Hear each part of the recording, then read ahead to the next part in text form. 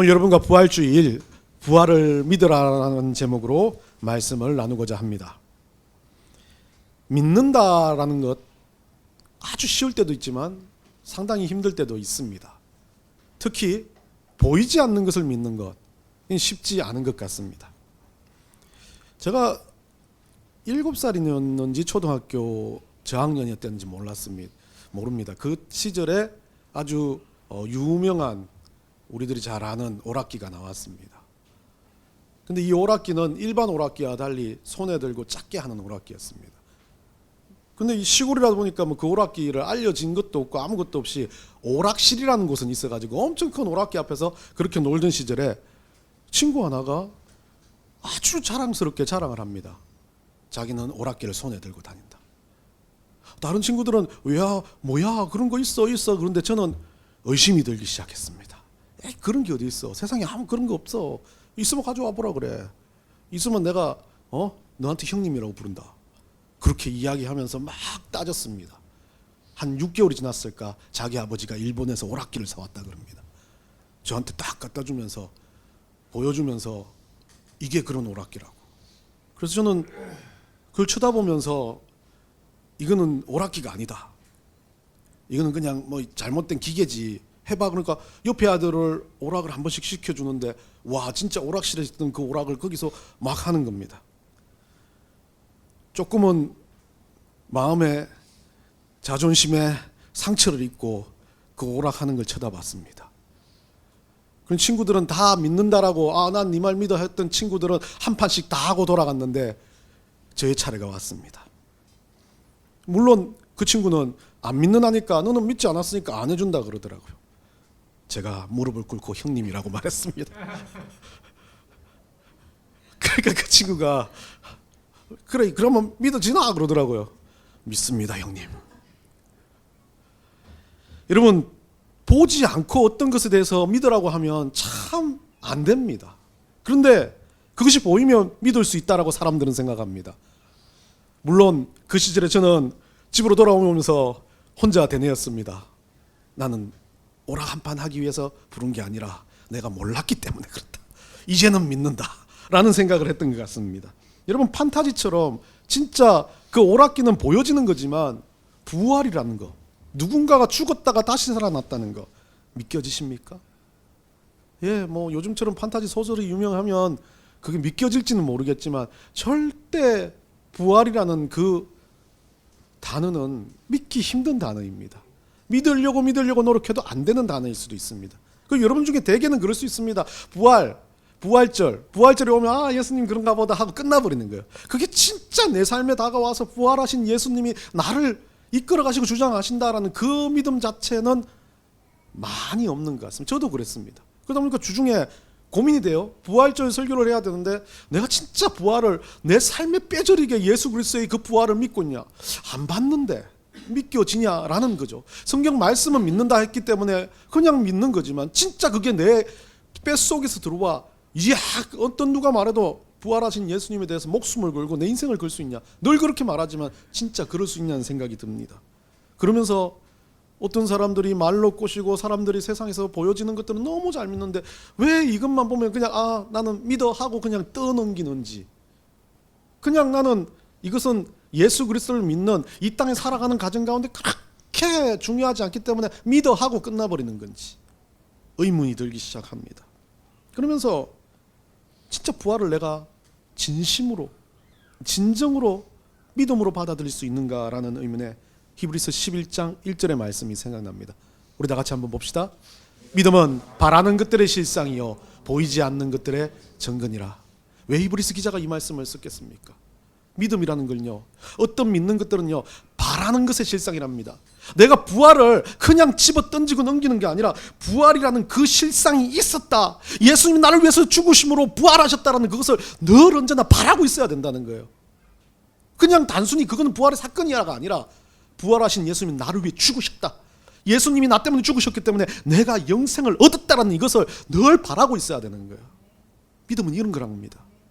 그냥 단순하게 던져놓는 게 아니라 단순하게 나 아닌 다른 사건이 아니라 부활의 사건은 나의 인생에 있어서 가장 중요한 사건이라고 인정하고 바라기 시작하는 것. 그 바람이 뭐가 된답니까? 실상이 되어버리는 겁니다. 그 바람이 진짜 예수님 부활하셨다는 확고한 믿음이 된다는 겁니다. 여러분, 우리 인생을 살아가면서 그 확고한 예수님을 믿는 믿음이 생기면 뭐가 보이기 시작해요? 보이지 않는 것들이 보이기 시작합니다. 예수님이 무슨 말을 해도 믿겨지기 시작하고, 정말 우리가 보이지 않았던 영적인 세계가 보이기 시작하고, 우리가 보지 못했던 천국이 보이기 시작하는 것. 여러분, 그게 부활을 믿는 겁니다. 이 땅을 살아가는 우리는 무엇을 믿고 살아갑니까? 예수 그리스도의 고난, 예수 그리스도의 죽으심, 예수 그리스도의 부활하심이 믿겨지지 않는다면 영생이 없는 겁니다. 그런데 영생 때문에 믿는 것이 아니라 이것이 믿겨짐으로 영생을 얻는 것, 중요한 진리를 우리가 생각해 봤으면 좋겠습니다. 바울은요, 이 부활을 이렇게 고백합니다. 고린도전서 15장 13절입니다. 다 같이 읽습니다. 만일 죽은 자의 부활이 없으면 그리스도도 다시 살아나지 못하셨으리라. 바울은요, 확고한 이 부활의 믿음을 이렇게 표현한 겁니다. 우리는 확고하게 부활한다. 우리도 부활한다. 예수 그리스도가 살아나셨기 때문이라는 겁니다. 로마서 1장 3절 4절 한번 다 같이 읽어보겠습니다. 그의 아들에 관하여 말하면 육신으로는 다윗의 혈통에서 나셨고 성결의 영으로는 죽은 자들 가운데서 부활하사 능력으로 하나님의 아들로 선포되셨으니 곧 우리 주 예수 그리스도시니라. 우리는 이 부활에 대해서 바울 사도의 고백도, 베드로의 고백도, 많은 이들의 고백도 중요한 고백이지만, 그것을 우리가 들음으로써 우리 스스로가 주님이 부활하셨다는 믿음을 가지는 것이 가장 중요하다는 겁니다. 요한은 이렇게 말합니다. 요한복음 11장 25절에요. 예수께서 이르시되 나는 부활이요 생명이니 나를 믿는 자는 죽어도 살겠고. 예수님 말씀하신 그것을 들어서 요한은 예수님이 부활하셨다는 것을 말하는 겁니다. 여러분, 오늘 이 누가복음의 이야기는 부활하신 그 장면이 아니라 부활하셨던 예수님의 그 무덤으로 갔던 어떤 여인들에 대한 이야기입니다. 오늘 1절에 보면요, 안식 후에 첫날이 되었습니다. 시간적인 것은 예수님이 돌아가시고 난 다음에 이틀이 지나고 난 다음에 3일째 첫날 새벽이었던 겁니다. 안식일이 끝나는 토요일 저녁 6시경부터 다음날 일요일 저녁 6시까지의 안식일을 시간을 이야기합니다. 원래 우리가 말하는 안식일이라는 개념은 우리는 일요일 날 예배를 드리지만 원래 유대인들은 안식일이 토요일부터 시작됩니다. 그래서 좀 여러분들 7일 안식일교나 이단들은 그 시간을 너무 중요시 생각해가지고 그 시간만 꼭 예배 드려야 된다라고 생각해가지고 문제를 일으키기도 하는데요. 이 안식일의 개념은 소위 말하는 예수님이 가지고 있던 이런 개념이 아니라 진짜 우리가 안식일이고 날짜고 생각하는 그 생각의 개념은 그냥 우리가 정한 거지, 중요한 그것으로 인해서 그걸 지킨다고 해서 중요한 건 아니라는 거죠. 물론 오늘 이 본문을 보면 예수님이 3일 만에 부활하셨다는 그 날짜를 정확히 적는 이유 자체는 이 그들이 말하는 안식일이 지나가고 그 다음 날이었다는 거죠. 그 다음 날 새벽에 여인들은 이제, 왜냐하면 안식일에 움직이거나 이렇게 되기도 힘들었기 때문에 그들은 눈치 보면서 그 다음 날 새벽에 예수님의 무덤을 방치했다가 그 다음 날 새벽에 이제 향품을 가지고 예수님의 무덤으로 갑니다. 돌이 옮겨져 있었어요. 놀랐겠죠. 얼마나 놀랐겠습니까? 돌이 옮겨진 것을 보면서 너무나 황당했을 수도 있습니다. 그런데 그들은 이제 그래가지고 놀라서 들어가 보니까 주 예수의 시체가 보이지 아니하더라라고 말합니다. 참 이런 상황이 되면 힘들지 않습니까? 이건 약간의 천재지변도 아닌데 시체가 사라졌어요. 머릿속에 얼마나 많은 이야기들이, 도굴꾼이 왔나 누가 왔나 엄청난 생각들이 돌아갔을 겁니다. 4절에 그렇기 때문에 이 여인들이 어떻게 해요? 이에 인하여 근심할 때. 참 중요한 단어입니다. 아폴레이스디아라는 단어인데, 이 단어는 근심하다, 당황하다, 혼란에 빠지다, 결국 뭔가에 의해서 정신이 없어서 여력이 없는 상황, 그러니까 우왕좌왕하고 있는 그런 상황입니다. 또 어떤 이들은 이것을 두려움으로 표현하기도 합니다. 그런 상황이 되었을 때 찬란한 옷을 입은 두 사람이 곁에 섰는지라라고 말합니다.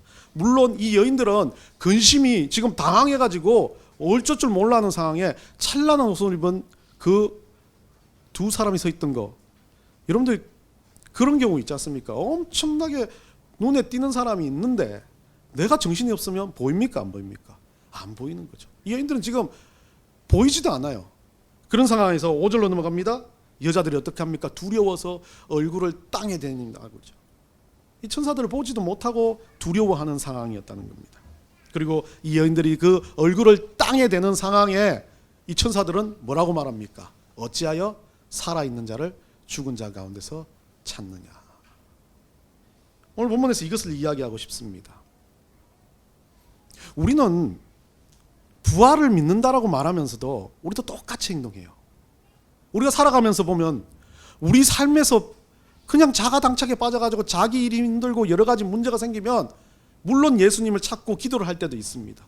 근데 자기 일이 또 잘 되거나 너무 못 되거나 할 때 보면 우리는 어떻습니까? 두려움에 빠질 때 그 두려움에 잠식되어서 예수님 찾지 않습니다. 자기 일이 잘 될 때 내 일이 승승장구한다고 예수님 찾지 않습니다. 이 여인들의 모습은 보면 두 가지 중에 앞쪽의 이야기입니다. 두려움에 잠식되어 가지고 예수님을 찾지 않았던 겁니다. 예수님을 찾는 것보다 그냥 두려워서 왜 이리 됐지라고 생각하는 거죠. 우리 삶을 살아보면 그런 일들이 많이 있습니다. 믿음으로 바라보면 극복할 수 있는 일들도 어떤 일들을 바라보면 근심과 걱정과 두려움 때문에 예수님이 옆에 계신다는 생각을 잃어버릴 때가 너무 많다는 겁니다. 그런 우리가 부활하신 예수님을 믿는다. 얼토당토하죠.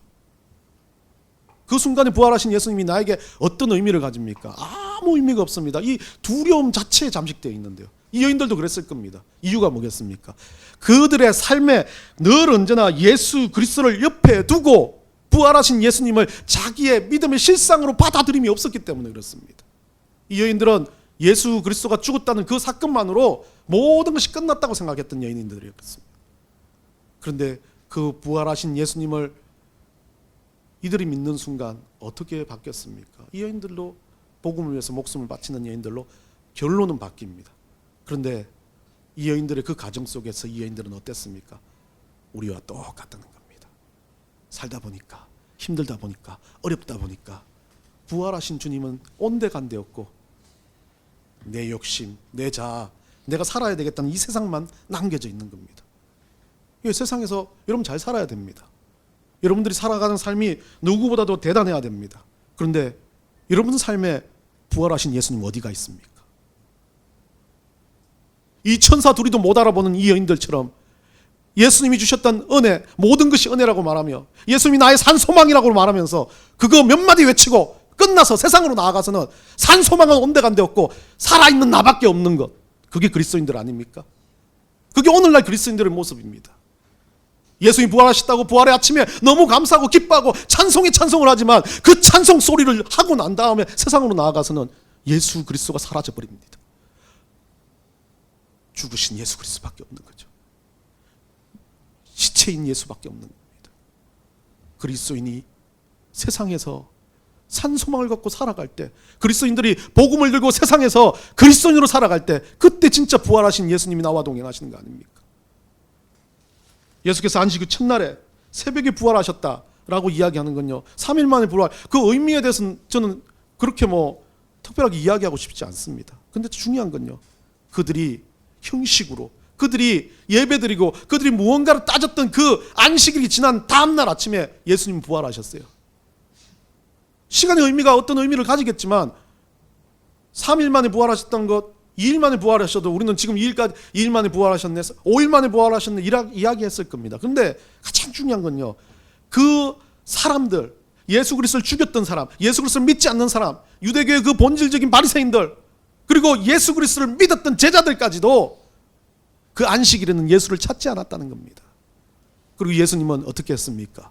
그 안식일이 끝나는 세상의 권력과 욕심과 세상의 형식으로 만들었던 모든 것, 진짜 주인을 위해서 예배하지 않고 세상으로서 살았던 모든 것이 끝나는 그 순간, 다시 시작해야 될 그 순간에 예수님 부활하신 겁니다. 신학적인 건 아닙니다. 이건 제 생각입니다. 왜냐하면 모든 예배도 중요하지만 우리가 예수 그리스도와 함께 이 땅에서 모든 삶을 부활하신 예수님을 옆에 두고 사는 것이 중요하다는 것을 말씀드리기 위해서입니다. 우리가 경황이 없어서, 우리가 예수 그리스도 앞에서 믿음이 없어서 우리 옆에 늘 예수 그리스도께서 함께 하신다는 그 고백만 하지 진짜 예수 그리스도와 함께 살아드리는 여러분들이 삶이 있는지 한번 되돌아보시기 바랍니다. 부활은 기쁜 날입니다. 우리가 영생을 얻은 날이고 우리 영생을 얻게 해주신 날입니다. 그런데 그 영생을 얻게 된 우리가 왜 우리 삶에서 부활을 잊어버리고 있습니까? 우리 가운데 믿음을 가지고 살아가는 그리스도인들이라면, 진짜 보이지 않는 그 부활을 믿는 우리들이라면 우리는 다시 생각해 봐야 됩니다. 부활절은요, 기뻐 감사하는 날이기도 하겠지만 내 자신을 다시 쳐서 복종시키는 회개하는 날이기도 합니다.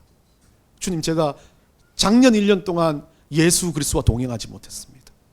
때로는 믿음을 잃었고, 때로는 믿음으로 행하지 못했고, 때로는 예수 그리스도와 함께 부활하신 예수 그리스도를 위해서 살지 못했던 나를 다시 한번 돌아보는 겁니다.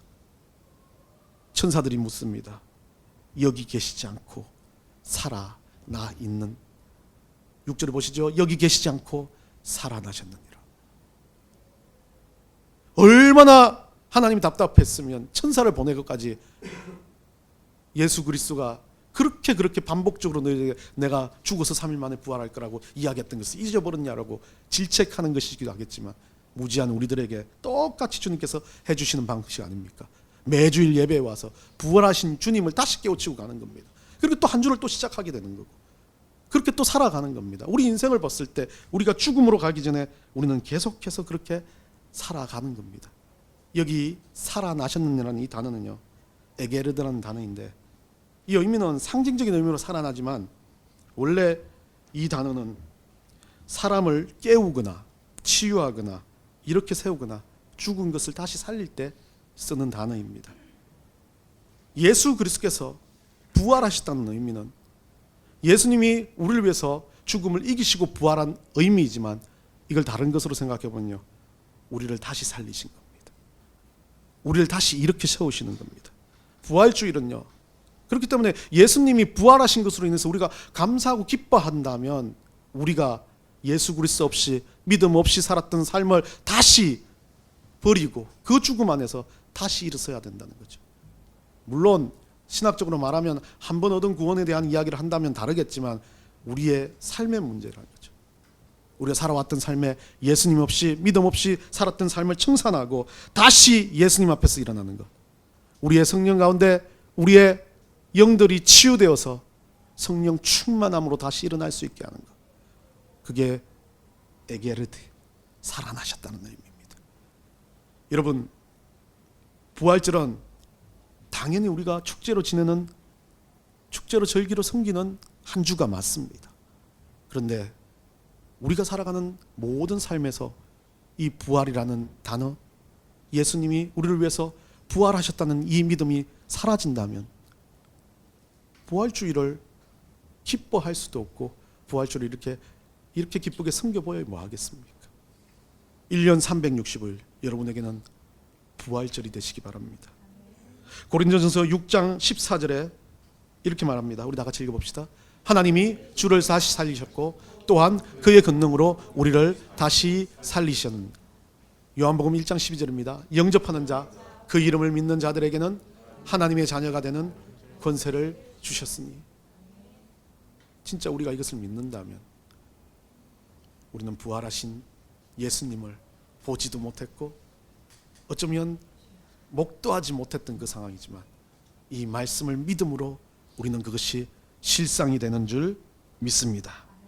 누가복음 9장 22절 23절입니다. 우리 다 같이 읽어봅시다. 이르시되 인자가 많은 고난을 받고 장로들과 대제사장들과 서기관들에게 버림받아 죽임을 당하고 제3일에 살아나야 하리라 하시고, 또 무리에게 이르시되 아무든지 나를 따라오려거든 자기를 부인하고 날마다 제 십자가를 지고 나를 따를 것이니라. 예수님이 돌아가시기 전에 예수님 뭐라고 말했습니까? 3일 만에 살아나야, 내가 죽고 살아나야 너희들이 산다는 거죠.